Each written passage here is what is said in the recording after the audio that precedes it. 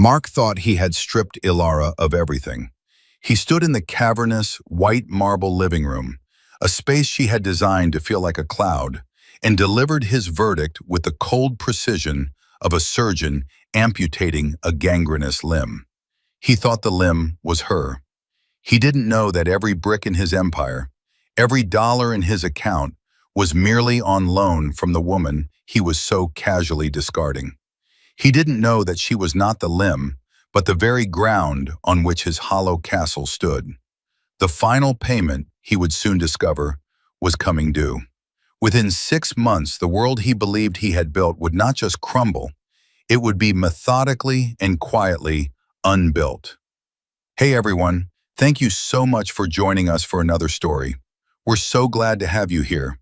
If you enjoy seeing arrogance get its comeuppance and quiet strength win the day, do us a favor and hit that like button and subscribe to the channel so you never miss a new story. We love hearing from our community, so drop a comment and let us know what city or country you're watching from today. Now, let's get back to the moment it all began. 6 months earlier, the air in that white marble room was thick with the silence that follows a declaration of war. Mark adjusted the cuffs of his bespoke shirt, a nervous habit he developed when he was lying. "It's over, Ilara," he said, his voice a practiced, sterile baritone he usually reserved for firing underperforming employees. "Chloe and we're serious." Ilara sat on the edge of a custom-designed sofa, her hands resting in her lap. She didn't look at him. She looked at the seam where the polished concrete floor met the vast wall of glass overlooking the city. She had personally overseen the pouring of that concrete, ensuring it was heated from within so that it would always be warm underfoot. A small, pointless comfort now. "I see," she said. Her voice was quiet, a low hum that was immediately swallowed by the room's aggressive acoustics. Mark took her quietness for shock, for the crumbling of a weak foundation. It fed his confidence. "I've had my lawyer draw everything up. It's very straightforward. I'm keeping the penthouse, of course. The business assets are all protected in a pre-incorporation trust. The art collection is a corporate asset. The cars are leased through the company." He ticked them off like a grocer taking inventory. "You'll get the balance of our joint checking account after expenses are cleared. It should be a few $1,000s, enough to get you started somewhere." He finally looked at her, expecting tears, a pleading rage, some satisfyingly dramatic collapse. Instead, she just sat there, her posture perfect, her gaze still fixed on that seamless architectural detail. The lack of a reaction unnerved him. He needed her to be broken. It was a necessary part of his narrative, the story he was already telling himself and Chloe about the sad, passionless wife he had to escape to finally realize his own brilliance. "You have to understand, Ilara," he continued, softening his voice into a tone of patronizing sympathy. "I've built an empire. It needs a certain kind of woman to stand beside it. Someone with energy, with fire. Chloe has that. Chloe has a trust fund and a good publicist," Ilara thought, the observation landing in her mind with the dispassionate clarity of a structural analysis report. She cataloged the thought, filed it away, and kept her expression serene. "And you," Mark said, gesturing around the room as if to encompass her entire being, "you're a wonderful person, but you've lost your spark. You dabble in your little design projects, but you've never had the hunger, the drive. You were content to live in my shadow." Her shadow. He believed she lived in his shadow, like a small, pale fern beneath a great oak. He had no idea that the oak's roots were drawing every ounce of their sustenance from a hidden, underground river that was entirely hers. For 10 years, she had let him believe this. It had been easier. It had for a time been what she thought was love, to make herself smaller so he could feel big. A fatal miscalculation in the architecture of a relationship. Then came the final, exquisite turn of the knife. "There is one thing," he said, walking over to the bar to pour himself a scotch. The clink of the heavy crystal decanter against the glass was the only sound. My mother. She depends on the stipend I give her for her apartment. In the transition, my finances will be tied up. I won't be able to support her for a while. He swirled the amber liquid, watching it catch the light. I think it's only right that you take over the payments for her rent, as a gesture of goodwill, of decency, to show that, despite everything, you still respect this family. This was the masterstroke, he thought, the final assertion of his power. To have the woman he was leaving with nothing pay for the upkeep of the family that was casting her out. It was a perfect, closed loop of humiliation. Ilara finally turned her head and looked at him. Her eyes, the color of a stormy sea, were unreadable. He saw no anger, no pain, just a deep, unnerving calm. She considered his request. She thought of Evelyn, her mother-in-law, a woman who measured affection in carats and square footage, a woman who had, for a decade, treated Ilara with a kind of polite, dismissive condescension, as if she were a reasonably well-behaved, but ultimately uninteresting pet Mark had brought home. Paying Evelyn's rent. It was absurd. It was insulting. It was perfect. "All right, Mark," she said, her voice still quiet but now imbued with a strange, resonant finality. "I will pay your mother's rent." Mark almost choked on his scotch. He had expected a fight, a negotiation, a torrent of righteous fury. Her immediate, calm acceptance was more disorienting than any protest could have been. He didn't understand it, so he categorized it as weakness, as the pathetic, grasping gesture of a woman trying to hold on to any connection to the life she was losing. "Good," he said, recovering his composure. "I'm glad you're being sensible." Ilara stood up, her movements fluid and deliberate. She was not a tall woman, but she held herself with a poise that gave her presence. "Is there anything else?" "No," he said, suddenly eager for her to be gone. Her placid dignity was like a mirror he didn't want to look into. "I'll have the papers sent to you. You should find a lawyer, I suppose, though there's not much to contest." "I'm sure you're right," Ilara said. She walked toward the grand entryway, her footsteps silent on the marble floor. She didn't look back at the room, at the life she had supposedly lost. When the heavy, silent door clicked shut behind her, Mark felt a surge of triumphant relief. It was done. He was free. He had won. He drained his glass, the expensive scotch tasting like victory. He had left her with nothing but a final, humiliating duty. He was a king in his castle, secure on his throne. It never occurred to him to wonder who had designed the throne, built the castle, and owned the deed to the land. Ilara's new apartment was an exercise in monastic simplicity.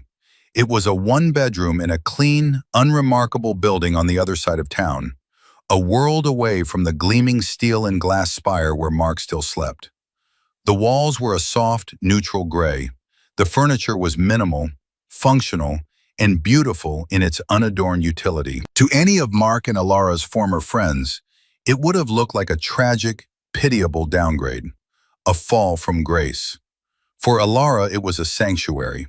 It was a space that was entirely her own, unburdened by the weight of pretense. Here she was not Mrs. Mark Sterling, the quiet, artistic wife of a real estate magnate. She was just Ilara. 1 week after the conversation that had severed her marriage, she sat at a simple wooden desk overlooking a small, tidy park. The late afternoon sun streamed in, illuminating the dust motes dancing in the air. On the desk lay a checkbook, a pen, and a single crisp envelope addressed to Mrs. Evelyn Sterling. She uncapped the pen, its tip hovering over the paper.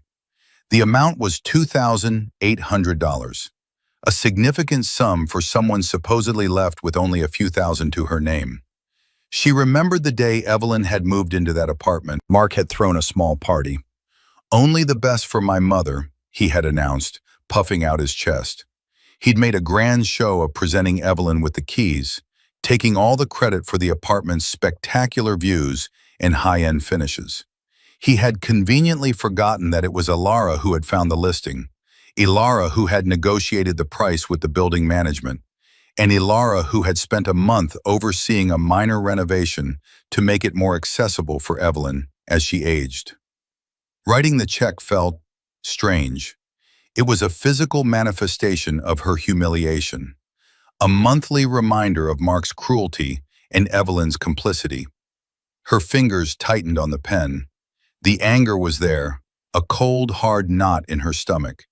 It would be so easy to tear up the check, to write a scathing letter, to simply refuse. That was the reaction Mark expected.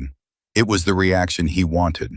It would confirm his narrative of her as emotional and weak. Instead, she took a slow, deep breath. She pictured the situation not as a domestic drama, but as a complex structural problem. Mark had designed a system to humiliate her. Refusing to participate was one option, but it was a reactive one. A better one was to operate within the system he had created, to use its own components against it. This monthly check was not a burden. It was a tool. It was a message. To Mark, it would say, "I am so beaten that I will do even this." To herself, it would say, "I am so strong that I can endure even this." With a steady hand, she filled out the check. Ilara Vance Sterling. She signed her full name, a name she hadn't used in years, a small act of reclamation. She folded it, slid it into the envelope, and sealed it. Then she reached into her handbag and pulled out another object. It was a small, heavy key made of brushed nickel. It was cool to the touch. It was not a key to any place Mark had ever known about. It did not belong to their old life. It belonged to her real one. She placed the key on the desk beside the envelope. The two objects, one representing her public humiliation, the other her secret power, sat side by side. The contrast was stark. The envelope was a symbol of what she had supposedly lost. The key was the symbol of what she had always, and quietly, possessed. An hour later, Ilara stood on a bustling downtown street, looking up at a sleek, 40-story tower of black glass and steel. The building was an icon of the city's new architectural wave, bold, elegant, and uncompromising. At the base of the building, etched into a granite slab, were the words, "The Sterling Vance Tower." Below that, in smaller letters, "Headquarters of Sterling Vance Architecture." Mark believed she dabbled in architecture. He thought her degree was a quaint accessory. He had once condescendingly offered her a job designing the lobby bathrooms for one of his less prestigious buildings. She had politely declined, claiming she wasn't ready for such a big project. He had laughed. The truth was, Ilara was Sterling. The firm was hers. Vance, her brilliant mercurial partner and mentor, had retired 5 years ago, leaving her as the sole principal and owner. She had kept her name on the door out of respect, and because using S. Vance professionally provided a convenient layer of anonymity. She had founded the firm with a significant inheritance from her grandmother, a fiercely independent woman who had taught her to always have a room of her own, both literally and financially. When she married Mark, his ego had been so large, so demanding of the spotlight, that she had made a conscious choice to wall off her professional life. She told him she was a freelance consultant, taking on small, anonymous projects. It was a lie of omission, one that had grown more complex and burdensome over the years, but it had kept the peace. It had allowed him to feel like the sole architect of their success. She walked through the revolving doors. The security guard in the lobby, a large, friendly man named Arthur, smiled brightly. "Good afternoon, Miss Vance," he said. Not Miss Sterling. Here she was not an appendage of her husband. She was the source. "Good afternoon, Arthur," she replied, her voice warmer and more relaxed than it had been all week. She took the private elevator to the 40th floor. The doors opened directly into her office. It was a space that mirrored her inner world, vast, organized, and filled with light. One entire wall was a window with a panoramic view of the city. Another was covered in cork, pinned with sketches, blueprints, and material samples. In the center was a massive drafting table made of reclaimed oak. This was her real home. Her assistant, a sharp young woman named Lena, greeted her with a stack of files. "The final acquisition papers for the Northbridge portfolio are ready for your signature," Lena said. "And Mr. Davies called. He said to tell you the final piece is in place." Ilara nodded, taking the files. She walked over to the great window and looked down at the city sprawling below. From this vantage point, she could see the penthouse she had once shared with Mark. It looked small from up here, insignificant. She could also see 3 other major buildings her firm had designed and Sterling Development, Mark's company, had built. Buildings he believed were the jewels in his crown. She opened the top file. The Northbridge portfolio. It was a collection of commercial debt bundled and sold by a major bank. The primary asset within the portfolio was the outstanding mortgage on the headquarters of Sterling Development. Mark's company, her company, through a blind trust, had just become his bank. She thought of the check for $2,800 sitting in the mailbox, on its way to his mother. A gesture of decency, a tool, a countdown, the first of 6. The next few months settled into a strange, bifurcated rhythm. There was Ilara's public life, the one lived in the small gray apartment, a life of quiet austerity. She shopped at the local grocery store, took the bus, and wore simple, elegant clothes that drew no attention. She was the ghost of Mark Sterling's wife, a cautionary tale whispered about at cocktail parties. Then there was her private life, lived in the black glass tower downtown, a life of immense power and meticulous strategy. Each month on the 1st, she wrote the check to Evelyn. It became a ritual. She would make a cup of tea, sit at her simple desk, and fill it out with the same steady hand. Each check felt like laying a stone on a path leading to a destination only she could see. One crisp autumn afternoon, she was sitting in a small cafe near her apartment, sketching in her notebook, when the bell above the door chimed. In walked Mark and Chloe. They didn't see her at first. They were loud, performatively in love, their laughter echoing a little too forcefully in the quiet space. Mark was wearing a ludicrously expensive watch, which he seemed to check every few minutes as if his time were more valuable than anyone else's. Chloe, draped in a cashmere shawl the color of money, clung to his arm, her eyes scanning the room for an audience. Then she spotted Ilara. A slow, predatory smile spread across her face. "Mark, look," she said, her voice dripping with faux surprise. "It's Ilara." Mark turned, and for a moment, a flicker of something, guilt perhaps, or just annoyance, crossed his face. But it was quickly replaced by his usual mask of confident superiority. He steered Chloe toward Ilara's table. "Well, well," he said, looking down at her. He gestured at her small table, her single cup of coffee, her simple notebook. "Keeping busy, I see." "Hello, Mark, Chloe," Ilara said, her voice even. She didn't stand up. She didn't shrink. She simply met his gaze. "We were just coming from a site meeting," Mark boomed, ensuring the nearby tables could hear. "The pinnacle. It's going to be my masterpiece. 50 stories of pure innovation. It'll redefine the city skyline." He looked at Chloe, who gazed up at him with cartoonish adoration. "My muse has been an incredible source of inspiration." Chloe preened. She looked at Ilara's simple linen shirt. "Oh, Ilara, that's a very practical top. It's nice to see you're focusing on the essentials these days." The insult was delivered with a gentle, pitying smile. Ilara's own smile was faint, barely perceptible. "It's comfortable."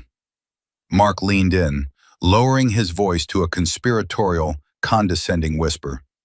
"Listen, Ilara, if you're struggling, I know some people, some small residential firms. You could probably find some work doing kitchen renovations, that sort of thing, just to keep the lights on." The sheer, unadulterated arrogance of it was almost breathtaking. He was offering her crumbs from a table she owned. He was boasting about a project, the pinnacle, that was currently the primary focus of her entire firm. He had no idea. The development company he was partnering with on the pinnacle had hired Sterling Vance Architecture based on their portfolio. The contracts were all signed with S. Vance. He was working with two of her senior project managers, men who had been meticulously briefed by Alara herself, who were under ironclad non-disclosure agreements, and who called her every evening with a detailed report on the day's progress. Mark thought he was building his masterpiece. In reality, he was a glorified middleman on her grandest project to date. "Thank you for the offer, Mark," she said, her calm delivery making the words land with a peculiar weight. "But I'm managing." "Right," he said, straightening up, clearly bored now that she had failed to provide the drama he craved. "Well, we have reservations at Per Se. Big celebration. The financing for the Pinnacle just came through." He clapped his hands together. "Untouchable." He looked at her one last time, a final, dismissive glance that took in her simple life and found it wanting. "Take care of yourself, Alara."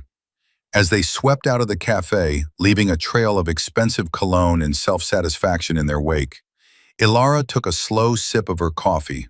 It was cold. She looked down at her notebook. She hadn't been sketching a kitchen. She had been refining the load-bearing calculations for the core structure of the 50-story skyscraper he had just claimed as his own. The financing for the Pinnacle had come through, he'd said. He was right. It had. A consortium of investors had backed the project. The lead investor, a silent partner who now controlled a 40% stake in the entire venture, was a private equity firm based in Delaware. The firm was a wholly owned subsidiary of a trust. Her trust. He had called himself untouchable. A familiar chill ran down Alara's spine, the same feeling she got just before a thunderstorm. It was the thrill of potential energy, of a massive, inevitable force gathering just out of sight. He thought he was untouchable. He had no idea he was standing in the open, in the middle of a field, holding a metal rod. And she was the storm. The fourth check she wrote for Evelyn was in November.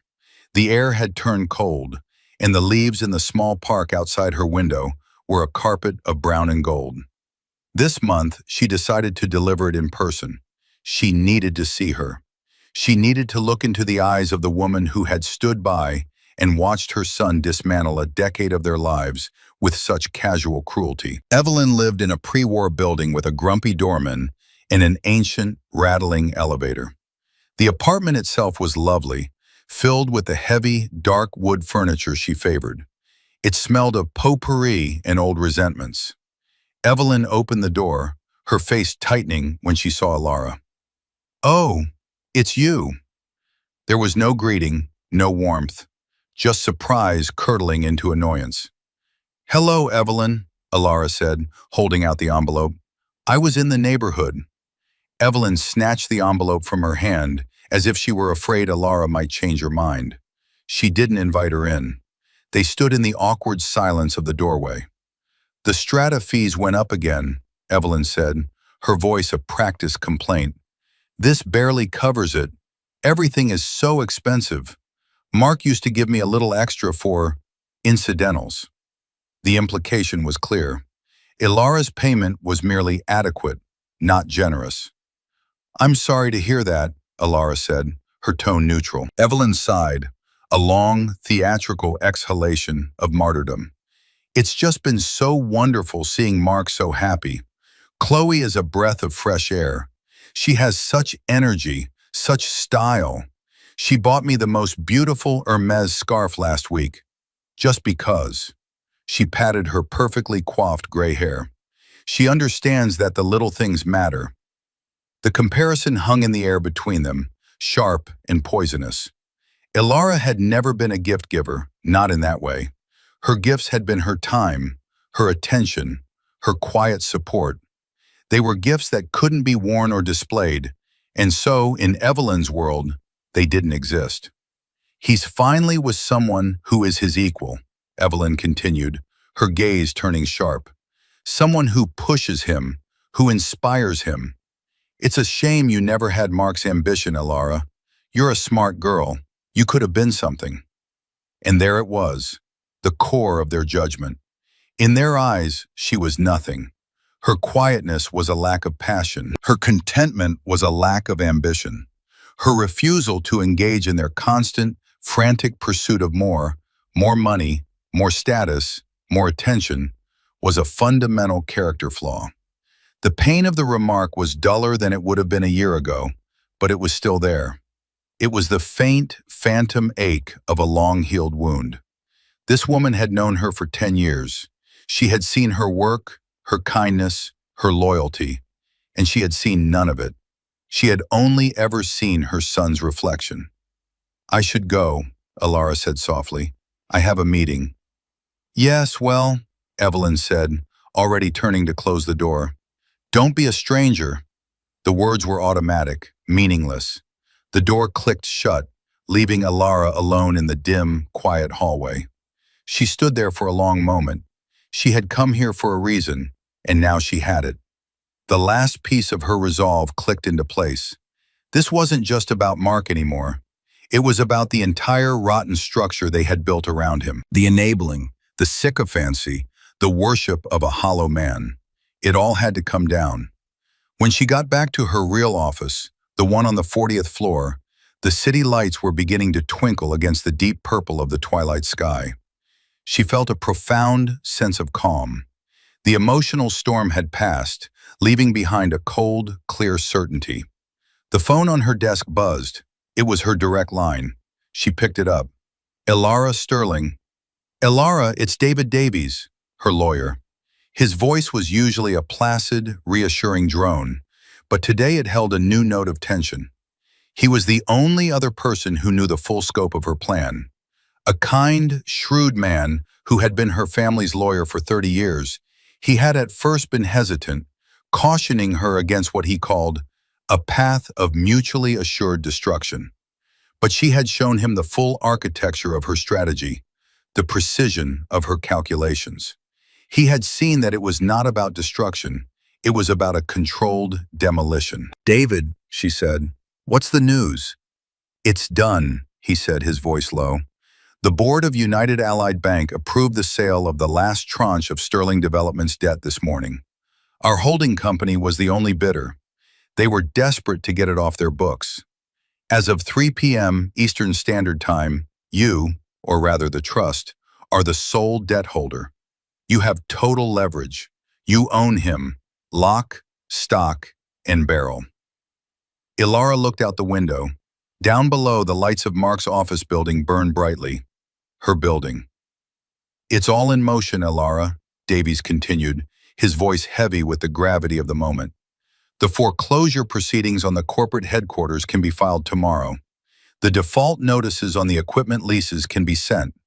The margin call on his personal trading account, which was cross-collateralized against the business. It's all ready. We just need your final authorization." He paused. "Are you sure about this, Alara? Once we start, there is no going back. This will be final." Alara thought of Mark's smug, pitying face in the cafe. She thought of Chloe's casual cruelty. She thought of Evelyn's dismissive, disappointed eyes in the doorway. She thought of 10 years of being made to feel small, of hiding her light so his could shine brighter. She thought of the woman he had tried to create in his own narrative, the weak, pathetic, failed wife. And she thought of the woman she actually was. "Yes, David," she said, her voice as clear and hard as glass. "I'm sure. Authorize it." December arrived, blanketing the city in a thin, deceptive layer of festive cheer. For Mark Sterling, it was the season of his greatest triumph. He felt invincible, a modern-day Midas. The pinnacle project was the talk of the town, his name whispered with a mixture of envy and awe in all the right circles. His life with Chloe was a glossy magazine spread come to life. All spontaneous trips to Aspen, charity galas, and champagne-fueled celebrations. He had never been happier or more certain of his own genius. The culmination of his victory lap was a lavish Christmas party held at his penthouse. The white marble palace Alara had designed was transformed. Garlands of fresh pine and eucalyptus were draped over the stark architectural lines. A towering Christmas tree, dripping with crystal ornaments, stood where Elara's favorite sculpture used to be. The air, once serene, was now thick with the competing sense of expensive perfume and the buzz of 100 simultaneous conversations. Mark stood at the center of it all, a king holding court. Chloe, shimmering in a silver sequin dress, was fused to his side. He raised a glass of champagne. "To friends," he toasted, his voice resonating with self-congratulatory warmth. "To success, and to the future, which has never looked brighter." A chorus of cheers went up. Later in the evening, a city councilman sidled up to him. "Mark, you're a marvel," the councilman slurred slightly, gesturing at the glittering crowd. "You've really done it. And that new woman of yours, Chloe, she's a firecracker." He lowered his voice. "A definite upgrade, if you don't mind me saying. Your ex-wife, Elara, she was always a bit of a wallflower, wasn't she?" Mark laughed, a deep, booming sound. "Elara is a sweet woman," he said, the magnanimity costing him nothing. "But she has no concept of this world." He leaned in, sharing a secret. "I heard she's living in some tiny walk-up across town. I feel for her, I really do. Last I heard, she was trying to get work drafting kitchen extensions for suburbanites." He chuckled. From this, he swept his arm around the opulent room, to kitchen extensions. "A bit of a fall, eh?" The councilman laughed along with him, a sycophantic cackle. They both savored the image, the satisfying narrative of the discarded wife fading into obscurity, while the great man ascended to ever greater heights. Miles away, in the quiet solitude of her 40-floor office, Elara was also looking at a kitchen extension, or rather, the plans for the executive dining kitchen on the 48th floor of the Pinnacle. She made a small notation with a red pen, refining the ventilation system. The work was meditative, calming. Her office was dark, save for the glow of the lamp on her drafting table and the glittering tapestry of the city lights outside her window. She was not at a party, she was working. But it was not the desperate scrabbling for work Mark imagined. It was the focused, methodical work of a master craftsman putting the final touches on her creation. On the polished surface of a nearby conference table, a series of documents were laid out in a precise, overlapping row. They were not architectural drawings. They were legal instruments of devastating power.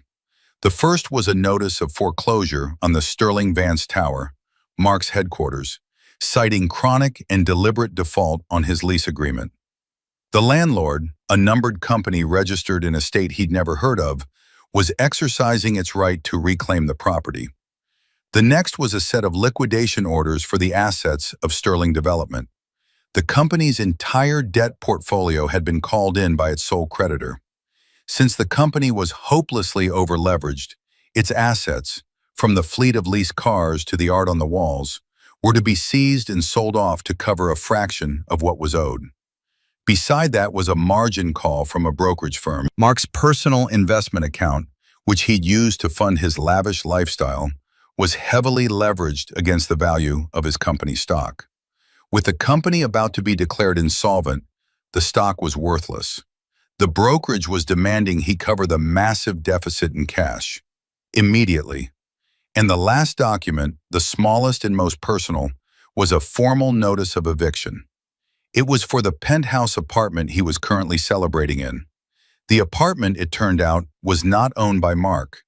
It was owned by the same family trust that had funded Elara's architectural firm, a trust established by her grandmother a half-century ago. For 10 years, Mark had lived there as Elara's husband. Now he was merely an unauthorized occupant.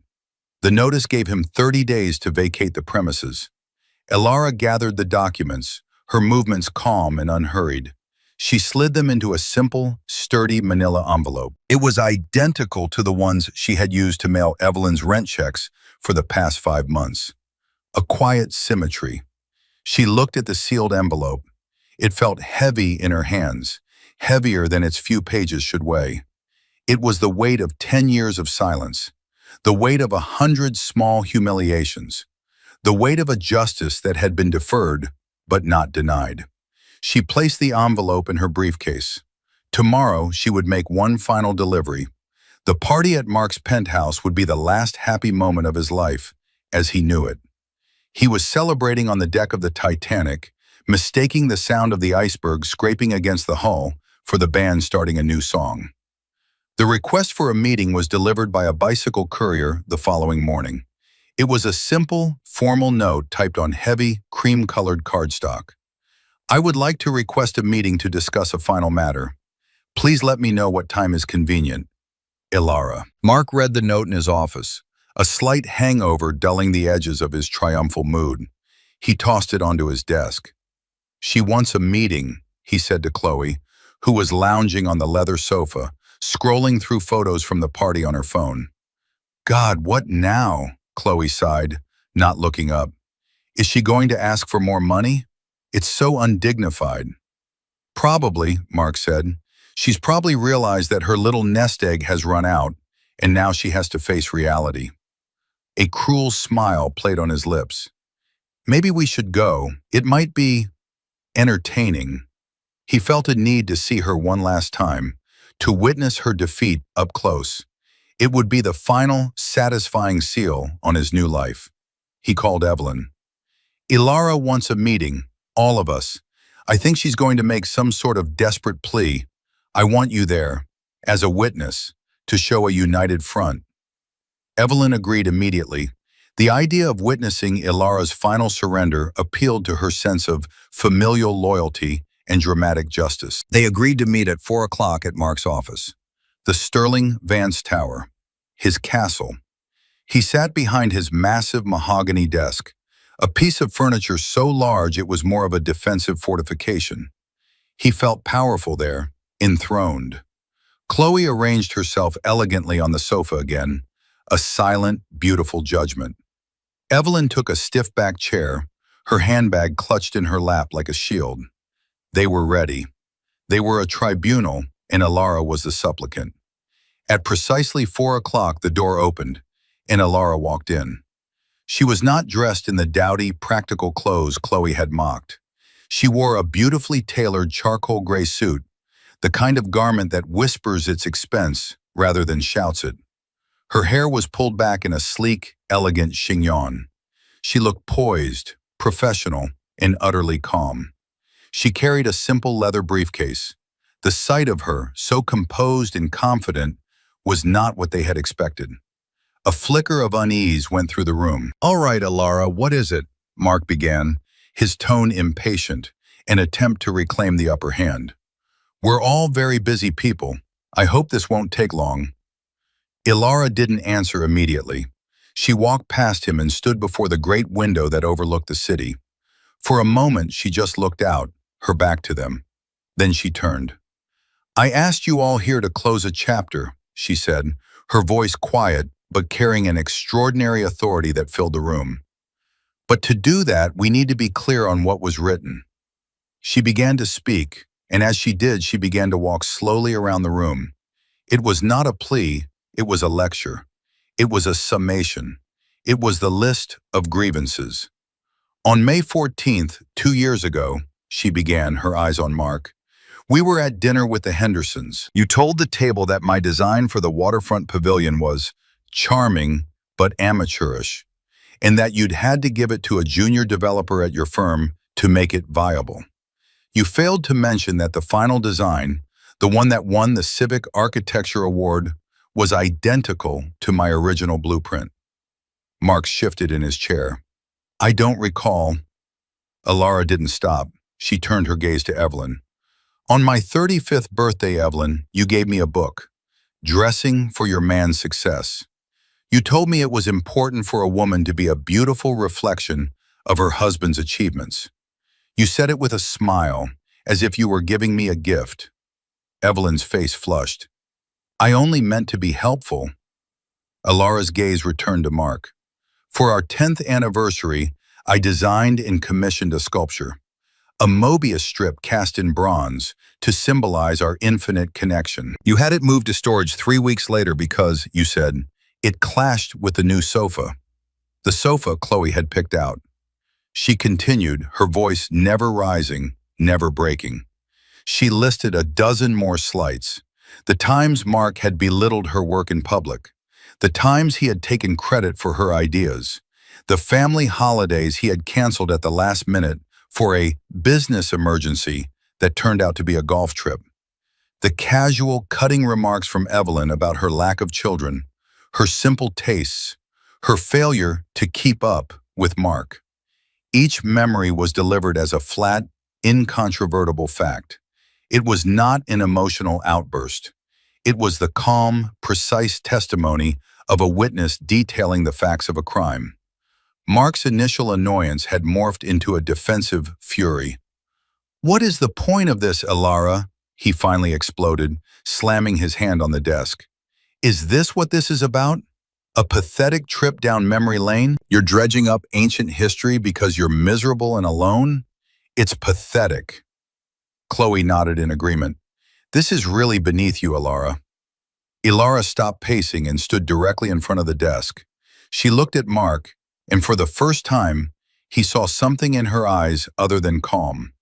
It was not anger, it was something colder. It was pity. "No, Mark," she said, "this is not about the past. It's about the present. It's about establishing a pattern of behavior, a pattern of taking, of belittling, of underestimation." She paused, letting the silence hang in the air. "And every month for the last 6 months," she continued, her voice dropping to a near whisper, "I have sent your mother a check for her rent. A gesture of decency, you called it." She looked at Evelyn, whose face was now a mask of confused apprehension. "A duty." Elara reached into her briefcase and pulled out the manila envelope.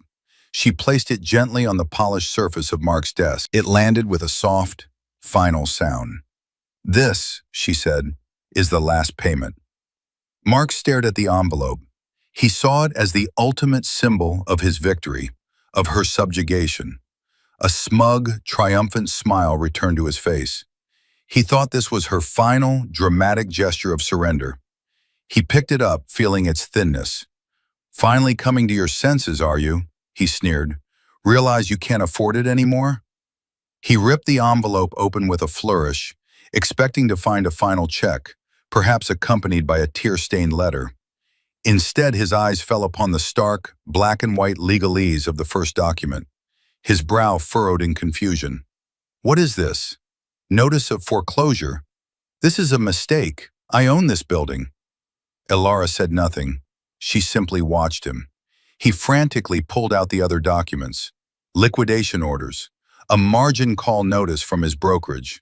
His face, which had been flushed with arrogant confidence, was rapidly draining of all color. He looked like a man who had been stabbed but hadn't yet registered the pain. He kept shuffling the papers, his mind refusing to assemble the pieces. This is insane. It's a prank. Who is the Kestrel Group?" he muttered, reading the name of the creditor on the documents. "I've never even heard of them." Then Elara spoke. Her voice was still quiet, but it sliced through the room like a shard of ice. It was the quiet bomb. "Kestrel is a type of falcon," she said conversationally. "My grandmother loved them. She said they were small, often overlooked, but brilliant hunters." She paused. "The Kestrel Group is the holding company for the Vance Family Trust. My trust, Mark." The information did not compute. Mark just stared at her, his mouth slightly agape. Chloe had stopped looking at her phone. Evelyn leaned forward in her chair, her knuckles white where she gripped her handbag. "The holding company that just acquired all of Sterling Development's debt from the banks?" Elara continued, her voice calm and instructional, as if explaining a difficult concept to a child. "The one you've been desperately trying to get a meeting with for 2 months? That's me." Silence. A profound, ringing silence. The only sound was the rustle of paper as Mark's trembling hands shuffled the documents again, his eyes scanning them wildly, looking for an escape clause that didn't exist. "The lead architect on your Pinnacle project," Elara went on, delivering the next blow. "The mysterious S. Vance you've been praising in every meeting? You never thought to ask what the S stood for, did you? It stands for Sterling. Sterling Vance Architecture. Vance was my mother's maiden name. The firm is mine, Mark. It has always been mine. Chloe made a small strangled sound. She was looking at Mark, but her expression was no longer adoring. It was the horrified look of someone realizing they had pinned all their hopes on a fraud. Ilara saved the final, most devastating revelation for last. She gestured around the magnificent office, at the view, at the very foundations of the building. And this tower? The one with your name on it? You don't own it. You never did. She let the words hang in the air, each one a hammer blow. You have a 99-year commercial lease on the building, a lease held by my family's trust.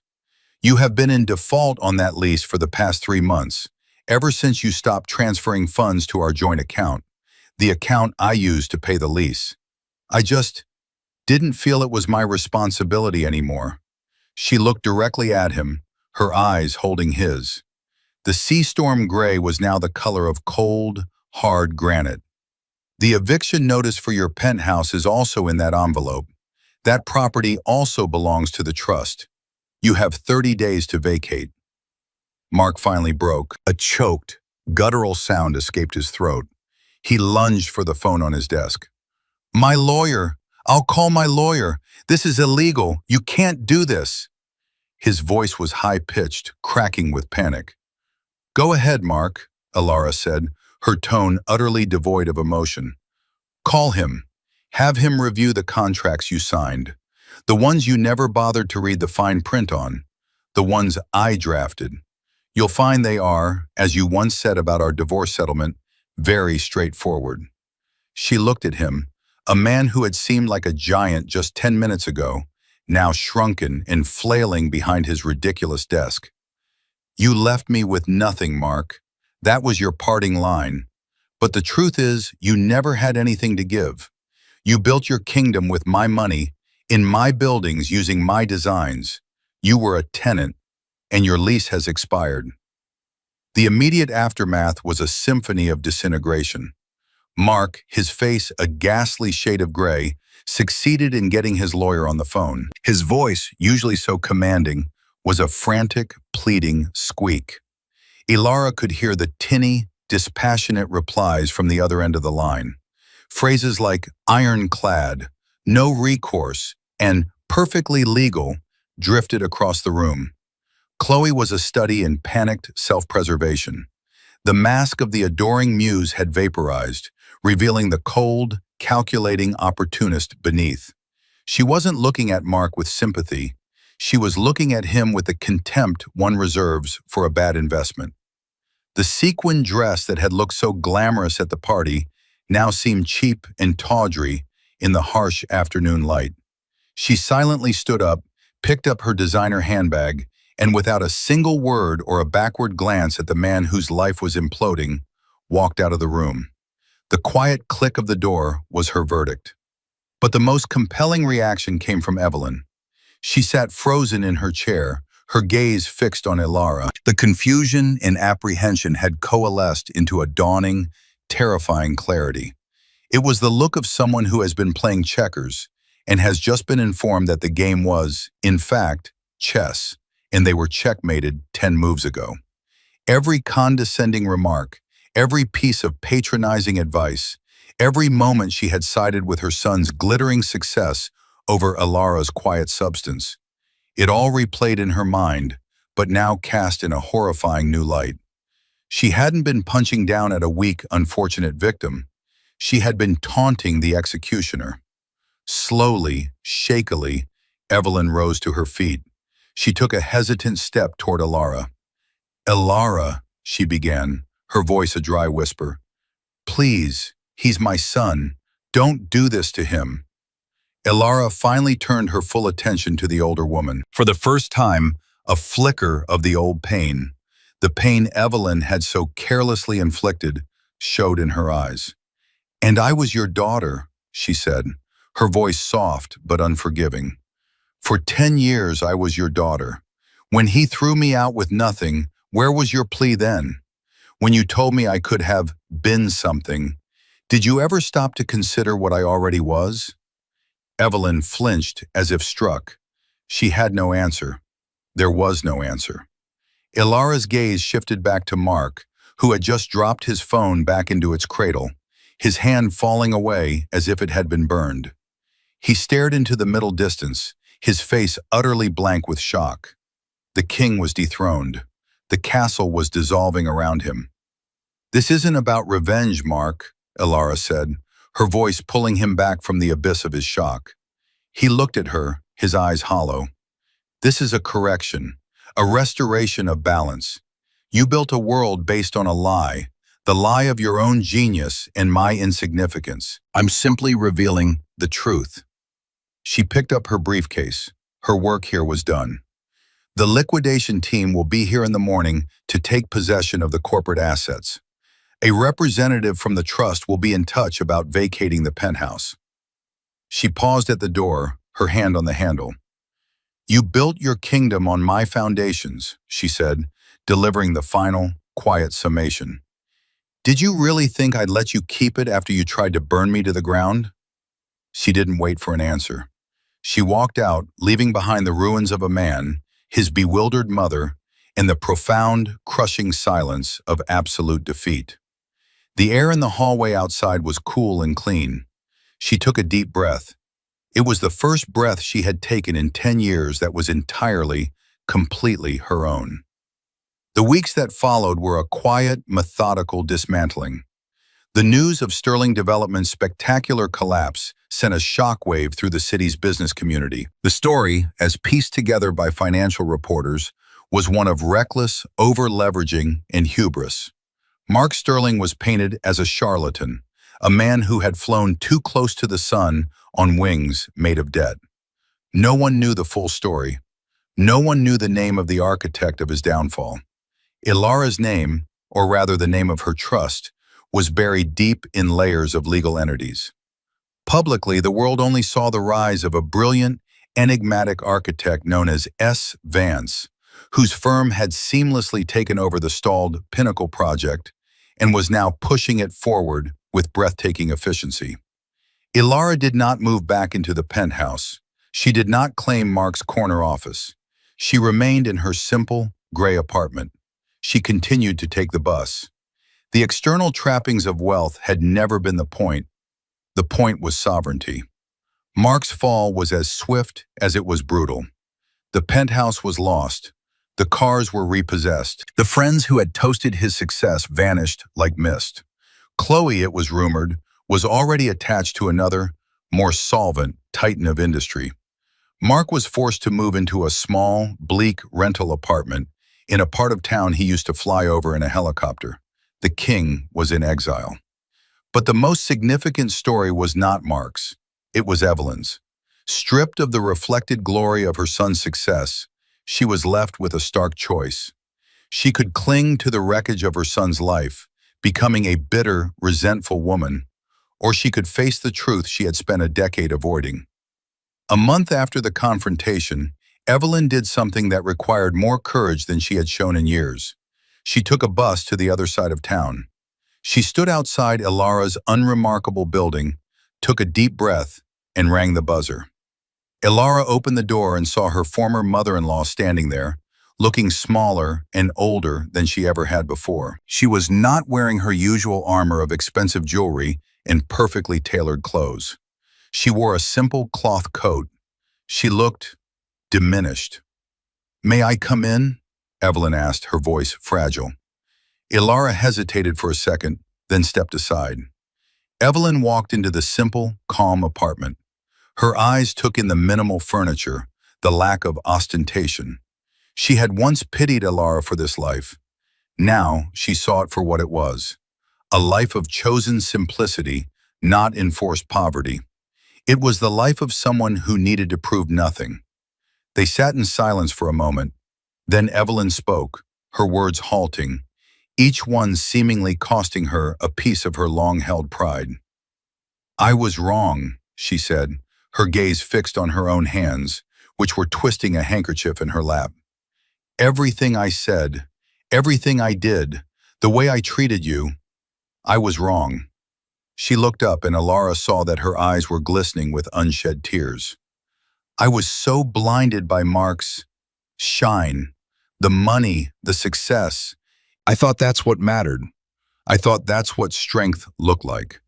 I never saw your strength, the quiet kind, the real kind. She took a ragged breath. I enabled him. I encouraged his worst instincts. I was so proud of the man I thought he was. I refused to see the man he was actually becoming. And I was cruel to you, because you were a mirror. You reflected everything that wasn't shiny and loud, and it made me uncomfortable. It was a confession, a full, unvarnished admission of her own moral failure. Ilara listened, her expression unreadable. She had expected anger, recriminations, pleading. She had not expected this raw, painful honesty. The rent checks, Evelyn whispered. You kept sending them, even when you didn't have to. Why? It was never about the money, Evelyn, Ilara said softly. It was a test. It was a monthly question I was asking. The question was, do you see me? Do you have any decency, any gratitude, any humanity left? Every month your coldness, your complaints, your praise for Chloe, it was the answer. And the answer was always no. Evelyn closed her eyes, a single tear tracing a path down her wrinkled cheek. I failed, she said simply. A long silence settled between them. Ilara could have said, yes, you did. She could have listed every failure. She had earned that right. But looking at the broken woman before her, she saw no victory in causing further pain. Her battle was with the arrogance, not the person trapped beneath it. Mark lost his empire because he was a bad businessman and a cruel man, Ilara said finally, her voice gentle but firm. You lost a daughter because you valued status over character. She stood up and went to her desk. She came back with an envelope. It was not a rent check. It was a legal document. This is from the trust, Ilara explained. It's an annuity. It will pay the rent on your current apartment for 1 year. After that, it will stop. Evelyn looked at her stunned. But why? Because my grandmother who built the trust was a decent woman, and she believed in second chances, Ilara said. This isn't a gift from me. I cannot give you that. It is the final decent act of a family that no longer exists. It's a foundation. What you build on it is up to you. This act was the final piece of the puzzle. It was the line between justice and vengeance. Justice was taking back what was stolen. Vengeance was salting the earth afterward. Ilara chose justice. She offered not forgiveness, but a path toward it. A year of grace. A chance for Evelyn to rebuild her life on a foundation of humility rather than pride. Evelyn took the envelope with a trembling hand. Thank you, she whispered. It was the first time she had ever thanked Ilara for anything, and meant it. 6 months later, spring had returned to the city. Ilara stood on the 48th floor of the Pinnacle, which was now a skeleton of steel reaching for the sky. The air was filled with the sounds of construction, the roar of machinery, the shouts of workers, the clang of metal on metal. To her, it was music. She was wearing a hard hat and a simple, practical jacket. Her name, Ilara Sterling, was stenciled on the front of the hat. She had finally reclaimed it. Her firm, now openly known as Sterling Architecture, was thriving. She was no longer a secret. She was a force. Looking out from the unfinished floor, she could see the entire city spread out before her. Her victory had not brought her a giddy rush of triumph. It had brought her a deep, abiding sense of peace. She had not destroyed a man. She had dismantled a destructive illusion. She had surgically removed a cancer from her own life, and in the process had exposed the rot in the system that had allowed it to grow. The justice she had enacted was poetic. Mark, who worshipped appearances, was now invisible.